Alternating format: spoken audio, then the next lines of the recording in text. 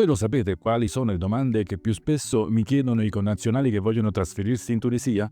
Ho pubblicato per la maggior parte di questi quesiti alcuni video specifici che vi indicherò, ma con questo video voglio raccogliere le 16 domande più comuni, rispondendo così alla maggior parte delle domande che vi ponete. Se non lo avete già fatto, quindi mettetevi comodi, perché ora ve le descrivo tutte e con le relative risposte.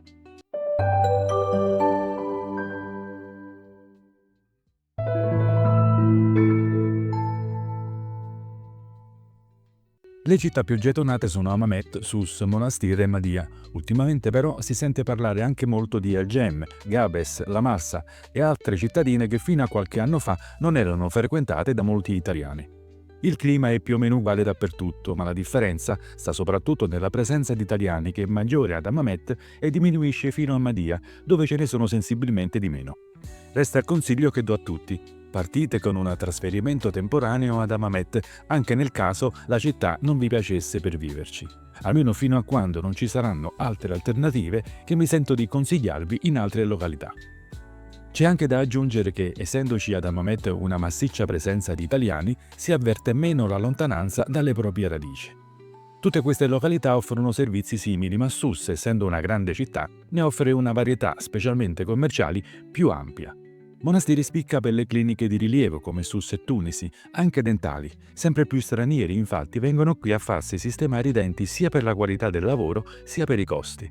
Ma non solo, anche le cliniche estetiche sono viste di buon grado, con professionisti ottimi e prezzi molto più bassi dell'Italia.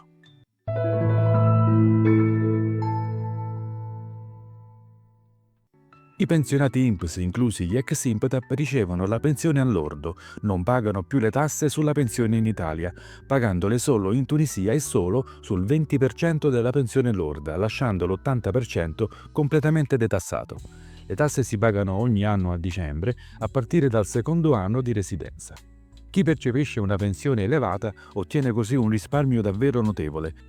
Quali siano poi i requisiti per poter defiscalizzare ve li spiego nel video che vi indico, basta entrare in YouTube e digitare questo titolo. Oppure trovate il link diretto in descrizione.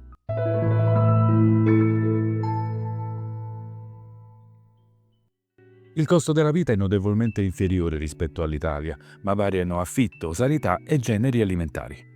Chi vuole una vita confortevole in coppia vive bene con 1200-1300 euro, concedendosi anche qualche sfizio. Le bollette sono bassissime, cibo e ristoranti sono alla portata di tutti, mediamente una spesa di 10-12 euro a persona, mentre se si preferiscono generi di importazione si può arrivare a pagare alcuni prodotti anche più dell'Italia.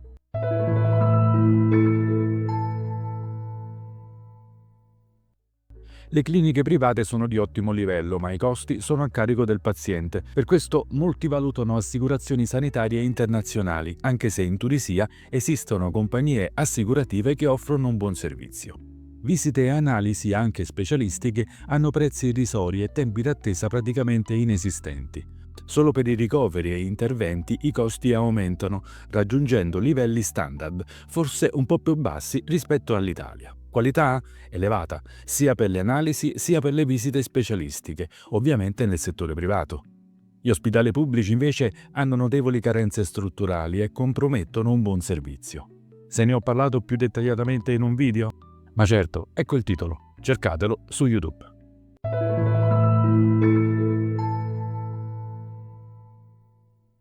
La sicurezza è una delle prime preoccupazioni per chi si trasferisce. La Tunisia ha aree molto tranquille, generalmente quelle turistiche. Si registrano qualche furto in appartamento nei casi in cui i proprietari lasciano la casa incustodita per mesi, e zero furti d'auto, anche se farsi rubare una moto o scooter è piuttosto facile, specie se di marca europea o asiatica nota. Rapine o situazioni violente che coinvolgono turisti o residenti stranieri però sono rarissime. Se capita, spesso la situazione è legata a frequentazioni ambigue o di dubbia legalità.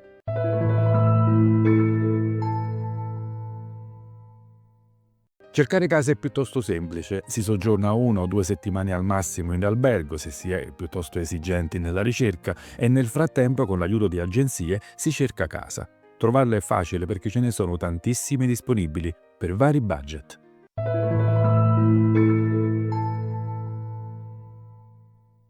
In questo caso la risposta non è uguale per tutti. Ci sono agenzie senza scrupoli che si disinteressano completamente del cliente, favorendo il proprietario, e altre serie che mettono il cliente al primo posto.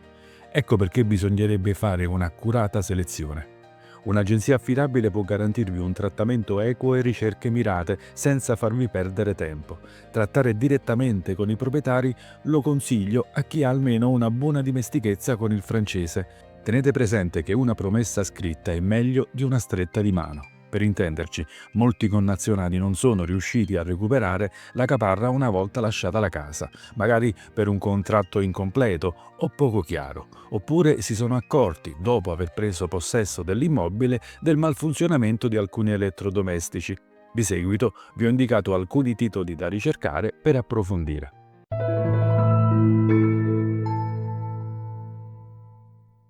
La scelta dipende da quanto tempo si intende restare.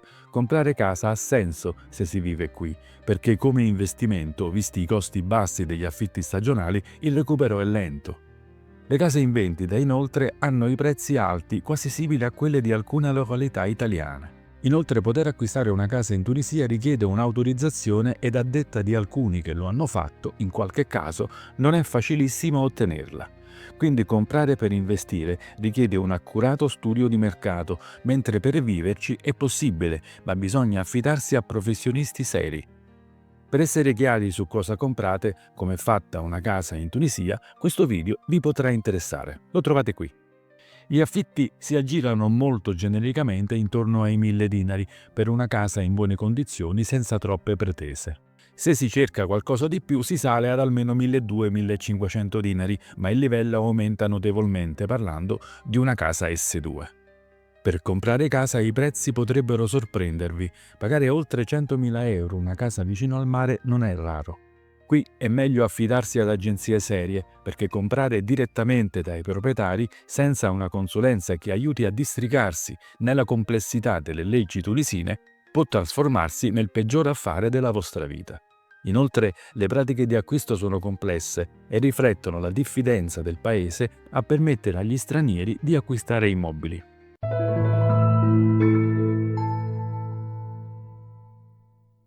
Per ottenere il permesso di soggiorno è necessario dimostrare di potersi mantenere senza difficoltà, quindi disporre di una pensione, una somma di denaro adeguata o una rendita fissa mensile.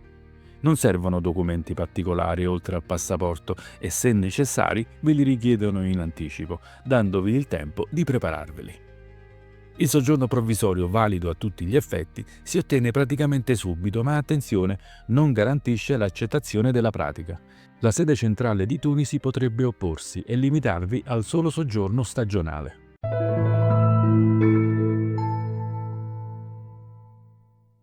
La Tunisia sta attuando da tempo un piano che permette agli italiani che si trasferiscono di portare la propria auto e immatricolarla entro 6 mesi dal trasferimento. Parliamo di un'auto con meno di 3 anni di vita, oppure di acquistarne una sul posto. Per periodi fino a 3 mesi sarebbe possibile, ma bisogna informarsi bene agli uffici doganali, perché le disposizioni cambiano spesso e, come sempre, ciò che vale per alcuni non è detto che valga per tutti.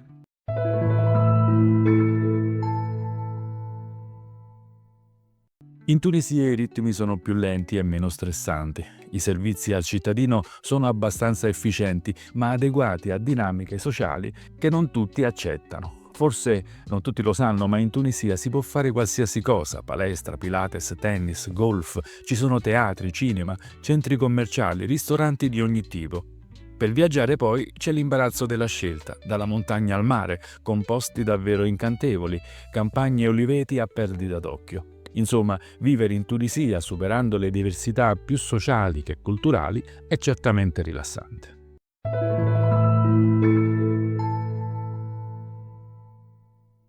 Non conosco la capitale, ma so che c'è il Métro Léger de Tunis, MLT, un servizio di metropolitana che, pur non coprendo tutta la città, è piuttosto efficiente. Da Sousse a Madia c'è una sorta di metro, più simile a un trenino, che collega le 3 località e piccole frazioni in modo molto economico. Si parla di pochi centesimi di euro a viaggio. I treni in Tunisia esistono, ma sono lenti e impiegano ore per pochi chilometri. I mezzi più veloci sono i Louagie e i Pullman. Sull'Uage dico solo due parole, preferite quelli più nuovi, perché gli incidenti stradali che li coinvolgono sono numerosi, spesso per velocità eccessiva o condizioni non sicure del mezzo.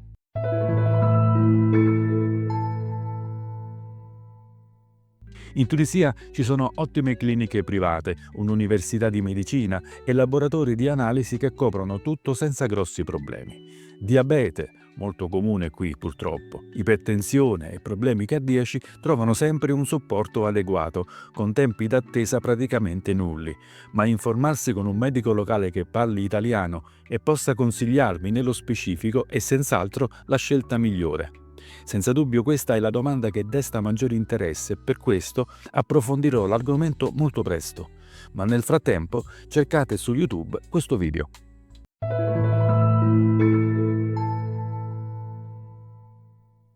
Questa è una nota dolente, una delle ragioni per cui molte persone, anche dopo vacanze in resort di lusso, si lamentano. Credo che rifletta una cultura simile all'Italia degli anni 50-60. Con pochi soldi, igiene in pulizia non sono priorità. Molti decidono di non trasferirsi per la gestione dei negozi alimentari, carne e pesce esposti agli insetti, generi alimentari sui banconi, passaggio di cibo e soldi, insomma, non tutti sono disposti a passarci sopra.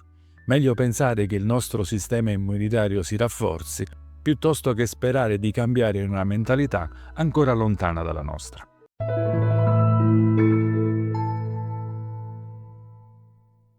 I paesi dove società e cultura sono meno progredite, c'è spesso la sensazione che le persone siano più gentili e disponibili. Avete mai visitato paesini di montagna o di mare, anche in Italia, dove tutti sembrano accoglienti? Anche all'estero succede, e chi viaggia lo sa. In Tunisia la popolazione di ceto sociale più basso si offre di aiutarvi a farvi provare pietanze o bevande locali, trattando i turisti calorosamente. Ma c'è il rovescio della medaglia. Meglio essere cauti con alcune persone, specie nelle zone più popolari e antiche, ma anche turistiche, perché è facile imbattersi in chi vuole approfittare della situazione. Attenzione a chi vi avvicina nelle aree taxi o in aeroporto, normalmente sono i più furbetti. Il segreto è restare nelle zone turistiche e non avventurarsi in luoghi isolati senza una guida fidata.